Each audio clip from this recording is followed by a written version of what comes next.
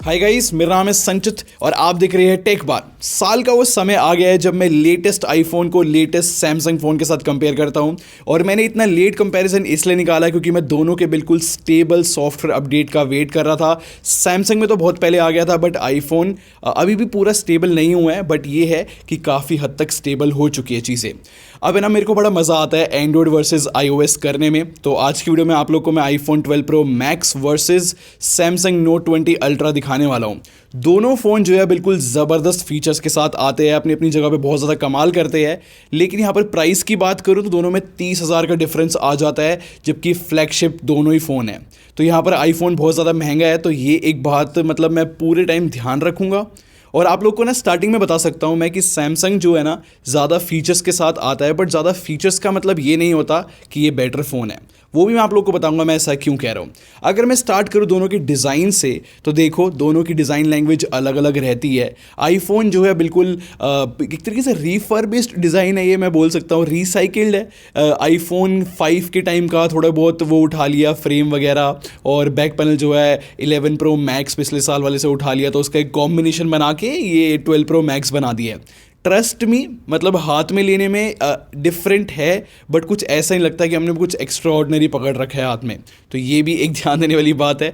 जैसे कि अगर मैं बात करूँ सैमसंग गैलेक्सी नोट 20 अल्ट्रा के बारे में, इसका कलर मैंने आज तक नहीं देखा था ऐसा है। ब्रॉन्ज कलर बहुत ज़्यादा अच्छा लगता है।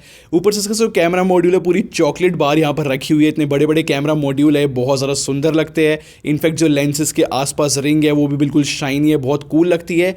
बट इससे भी ज़्यादा बेहतरीन बात है सैमसंग के फ़ोन में ये है कि पूरे राउंडेड कॉर्नर्स देखने में मिलते हैं, स्क्रीन के भी और बैक साइड के भी। तो अगर मैं इन दोनों फ़ोन को ऐसे होल्ड करता हूँ ना, सच बता रहा हूँ, आईफोन चुभता है और ये नहीं चुभता। और मैंने दोनों को बिना केस के साथ यूज़ किया हुआ है। दोनों सुपर ड्यूरेबल फ़ोन्स है और मैंने इनको बहुत ज़्यादा गिराया भी हुआ है, ना कुछ खास स्क्रैचेस मैं देख सकता हूँ। तो ये एक बहुत बेहतरीन बात बन जाती है। बट हाँ, कुछ एक महीने बाद मैंने जो है दोनों में केस लगा ही लिया था, क्योंकि भाई क्यों इतने महंगे फ़ोन ख़राब करने। और अगर मैं बात करूँ केसेस और कवर्स के बारे में, तो ट्रस्ट मी गाइस, सैमसंग के केसेस नहीं मिलते हैं, और ये बहुत बड़ा डिसएडवांटेज मेरे को लगता है इस फ़ोन का।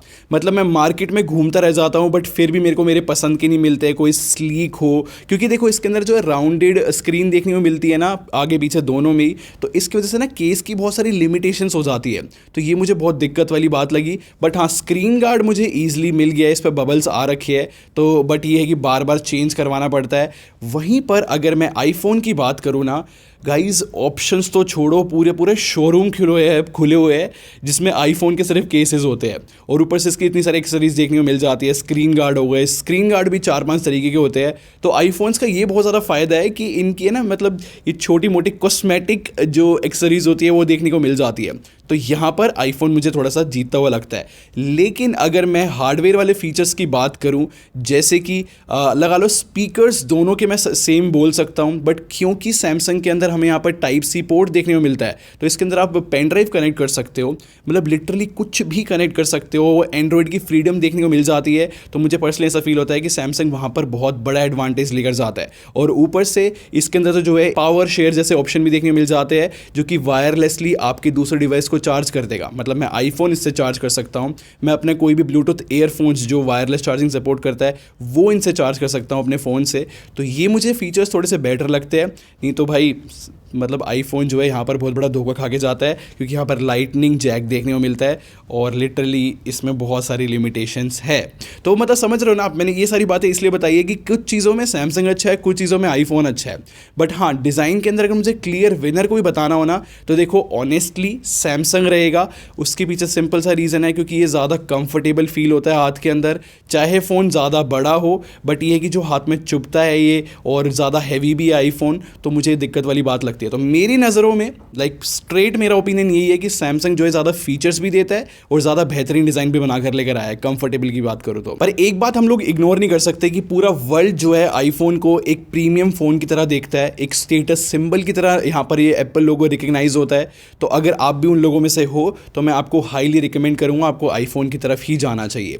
अगर मैं बात करूँ दोनों फ़ोन की डिस्प्ले के बारे में, तो जैसे ही मैं दोनों के नंबर्स बताऊंगा ना, आपको उसी से क्लियर हो जाएगा कि कौन एग्जैक्टली विनर है। जैसे कि सैमसंग का जो ये फ़ोन है नोट 20 अल्ट्रा, इसके अंदर बहुत ही बड़ी डिस्प्ले देखने को मिलती है, बट फीचर्स बहुत सारे हैं। 120 हर्ट्ज़ का रिफ्रेश रेट देखने को मिलता है, आईफोन में अभी भी 60 हर्ट्स का है, जो कि बहुत सालों से चलता हुआ आ रहा है, और इस साल का ट्रेंड था 120 हर्ट्स और आईफोन में नहीं है, बहुत बड़ा लॉस है। और सैमसंग के फ़ोन के अंदर हमें 1440p रेजोल्यूशन देखने को मिल जाता है, और आईफोन जो है एक वियर्ड रेजोल्यूशन के साथ आता है। और ऊपर से सैमसंग की जो डिस्प्लेज है ना, वो शुरू से बहुत ज़्यादा पॉपुलर रही है, क्योंकि ये बहुत ही पंची कलर्स दिखाता है। और ये जो डायनेमिक एमोलेड डिस्प्ले है ना, नो डाउट ये बहुत ज़्यादा ब्राइट भी है और कलर्स बहुत अच्छी तरीके से प्रोड्यूस करती है। लेकिन जो आईफोन की डिस्प्ले है ना, वो मुझे बहुत ज़्यादा नेचुरल लगती है और आंखों में चुभती नहीं है, और ज़्यादातर कलर्स काफ़ी ज़्यादा एक्यूरेट दिखाती है। तो इस वाले पार्ट में बोल सकता हूँ कि दोनों अच्छी तरीके से बैलेंस रहते हैं, मतलब डिस्प्ले की क्वालिटी के अंदर। मान सकते हो सैमसंग जो है बहुत ज़्यादा पंची है, आईफोन जो है काफ़ी नेचुरल सा है। तो यहाँ पर विनर कौन है? तो ऑब्वियसली यार, इस साल का ट्रेंड था हाई रिफ्रेश रेट, और उससे बहुत ज़्यादा स्मूथनेस फील होती है फ़ोन की। तो मैं जो यहाँ पर डिस्प्ले के अंदर सैमसंग को क्लियर विनर बताना चाहूँगा। ये कोई सब्जेक्टिव वाली बात नहीं है और ना ही कोई बायसनेस वाली बात है। मतलब सीरियसली सैमसंग ने इस बार क्रेजी किया है डिस्प्ले के अंदर। यहाँ पर कर्व भी देखने को मिल जाती है, और ऊपर से यहाँ पर हमें फिंगरप्रिंट स्कैनर भी देखने को मिल जाता है। अब आप लोग सोचो कि मैंने फिंगरप्रिंट स्कैनर को इतना हाईलाइट क्यों किया है। सिंपल सा रीज़न है, पेंडेमिक आया, सब ने मास्क लगाने शुरू किए, आईफोन में फेस आईडी रह गई, हमें लिटरली मास्क नीचे करना पड़ता है पब्लिक प्लेस में अगर फ़ोन खोलना है तो। और सैमसंग के अंदर हम क्लियरली थंबप्रिंट लगा सकते हैं। ये मेरे को बहुत ही बड़ा एडवांटेज लगा था यहाँ पर, तो क्लियरली सैमसंग विनर है। अगर मैं बात करूँ दोनों के कैमरे के बारे में, तो गाइज़ यहाँ पर बहुत ही बड़ी टेस्टिंग के बाद मेरे घर में मेरी सिस्टर की मैरिज थी, और बहुत सारे उसके चलते हुए बहुत सारे फंक्शन थे। तो मैंने जब फ़ोटोज़ खींची, दोनों से खींच रहे थे, मैं आईफोन से, मेरा भाई सैमसंग से, हम लोगों ने नोटिस किया कि सैमसंग जो है बहुत ज़्यादा एक्यूरेट कलर्स लेता है, वाइट बैलेंस इसका हर टाइम बिल्कुल एक्यूरेट रहता है। और अगर मैं बात करूँ आईफोन के बारे में, तो वो हर टाइम जो है येलोइश चीज़ों को रखता है, काफ़ी येलोइश सी फ़ोटो खींचता है, जो कि कभी कभी बहुत ही अपीलिंग लगती है, मतलब बहुत अच्छी लगती है आंखों को।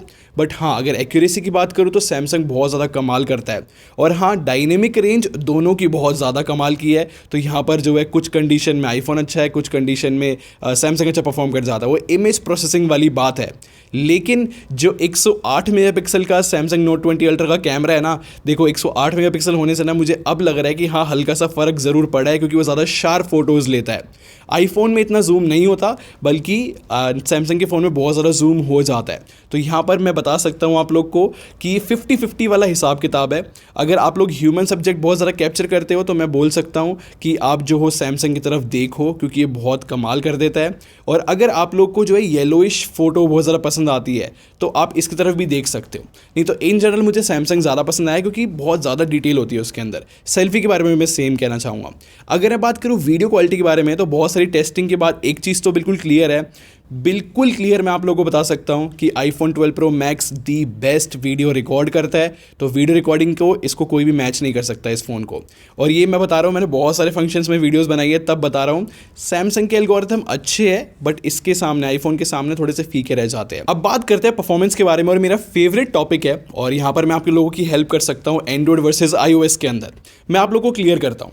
अगर आप लोग जो है ना एक फ्रीडम वाले बंदे हो, मतलब कि आपको कॉल रिकॉर्डिंग करनी है, आपको बहुत दुनिया भर की ऐप्स डालनी है, फ्रीडम चाहिए, कोई पेन ड्राइव वगैरह लगानी है, और किसी भी तरीके की रोक टोक नहीं चाहिए, तो आपको जो है सैमसंग का फ़ोन ही पिक करना चाहिए। क्योंकि सिंपली जो एंड्रॉयड है वो बहुत ज़्यादा फ्रीडम देता है, मतलब दुनिया भर की फ्रीडम देता है, फ्री ऐप्स वगैरह दुनिया भर की रहती है, और नहीं तो नॉर्मल भी मिल जाती है गूगल पे सर्च करने पे। लेकिन अगर आप लोग को एक हाई स्टेबिलिटी चाहिए, स्टेबिलिटी का मतलब कि आप चाहते नहीं हो कि ज़्यादा फ़ोन में वायरसेस आ गए, ऐड आ गए, कुछ ना तो कुछ गलत ऐप इंस्टॉल करने पे फ़ोन जो है हैंग करने लगा, ऐसा आईफोन्स में जनरली नहीं होता है। मैंने आज तक कभी फील नहीं किया है, और ना ही ये ज़्यादा लैग करते हैं। एंड्रॉयड लैग कर जाता है टाइम टू टाइम, बट हाँ, आईफोन कभी लैग नहीं करता है। तो इसको आप लोग देख के अब अपने अकॉर्डिंग देखना कि आपके लिए प्रेफरेंस क्या है, स्टेबिलिटी या फिर फ्रीडम। तो यहाँ पर आप लोग अपने अकॉर्डिंग डिसाइड कर लो। बट अगर मैं हार्डवेयर के बारे में बात करूँ ना, तो गाइस सच बता रहा हूँ, आईफोन का हार्डवेयर बहुत बहुत ज़्यादा आगे है। जो इसका प्रोसेसर है ना, वो बहुत ज़्यादा कमाल का है। तो आईफोन मैं कह सकता हूँ इस वाले पार्ट में बिल्कुल क्लियर विनर है। और देखो, प्रोसेसर जो होता है ना, वो मेन चीज़ ही मानी जाती है परफॉर्मेंस के अंदर, और वो आईफोन का अच्छा है, तो मैं यहाँ पर आईफोन को विनर बना सकता हूँ, उसकी iOS की स्टेबिलिटी और सिक्योरिटी को देख के भी, और उसके प्रोसेसर को देख के भी। अगर मैं बैटरी के बारे में बात करूँ, तो यहाँ पर भी मैं आप लोग को बिना टाइम वेस्ट करे बताना चाहूँगा कि आईफोन की बैटरी मुझे थोड़ी सी बेटर लगी है, लाइक 1 घंटा ज़्यादा ही चलती है। बल्कि सैमसंग की जो है हाई रिफ्रेश रेट के साथ ना इतनी अच्छी नहीं चलती है। तो वो मुझे थोड़ी सी दिक्कत वाली बात लगती है। बट चार्जिंग टेक्नोलॉजी जो है सैमसंग की ज़्यादा बेटर है, 25 वॉट पे जल्दी चार्ज होता है फ़ोन। और आईफोन की तो आपको अलग से ब्रिक खरीदनी पड़ती है 18 वॉट की। अगर आपने खरीदी है वो तो आप जल्दी चार्ज कर सकते हो, नहीं तो 5 वोट वाली तो 3-3 घंटे में चार्ज करती है। तो वो अपने अकॉर्डिंग देख लेना। बट हाँ, विनर जो है मेरे हिसाब से यहाँ पर भी आईफोन है। तो अब कंक्लूजन के बारे में बात करते हैं कि आपको कौन सा फ़ोन खरीदना चाहिए।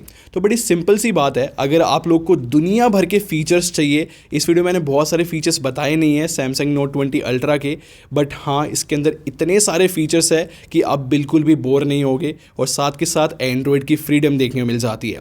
तो अगर आपको ये सारे फीचर्स लुभा रहे हैं तो आपको सैमसंग नोट 20 अल्ट्रा ही खरीदना चाहिए। लेकिन अगर आपको एक स्टेटस सिंबल चाहिए जो कि बहुत अच्छी वीडियो रिकॉर्ड करता है और बहुत अच्छी परफॉर्मेंस के साथ आता है और फ्यूचर प्रूफ फ़ोन है, अगले और मतलब 5-6 साल तक इसको अपडेट मिलेंगे, तो आप जो हो आईफोन 12 प्रो मैक्स की तरफ भी देख सकते हो। तो ये आपके ऊपर है कि आप क्या पिक करते हैं। अगर अब मैं अपनी बात करूं तो मैं सैमसंग पिक करता, क्योंकि मुझे जो है सैमसंग के फीचर्स बहुत ज़्यादा पसंद है।